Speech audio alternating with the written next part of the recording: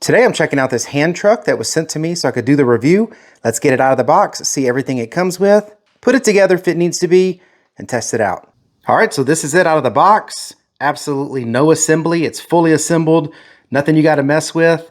And look at it. The reason it comes in such a small box, which made me think there was assembly, is because it folds up really nice and flat. They even give you an extra package of bungees. So let's get this thing unfolded. Check it out. So this is unfolded in one configuration. Now this is what I consider a real hand truck. I know some people consider just the dolly part a hand truck. I always call those dollies. But a hand truck to me is something that's got 4 wheels and allows you to move things around on a floor.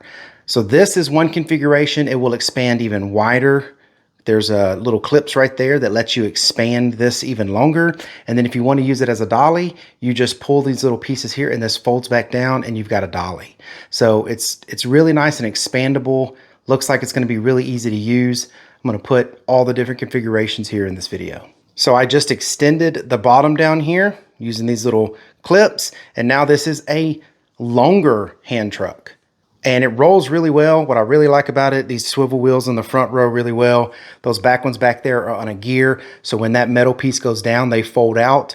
But that's why it can fold up nice and flat because it's on gears. So now I'm going to set it up in the dolly layout. All right. And this is it in the dolly layout. I did wrap those bungee cords around the front here just so I could have them available when I need them. The wheels roll really well. I'm not sure if they're on bearings or not, but they feel like they are. Most of the fold-out wheels that I've seen, they don't have bearings in them and they're like little bushings, and you really can tell because they don't roll really well. But these roll really easy.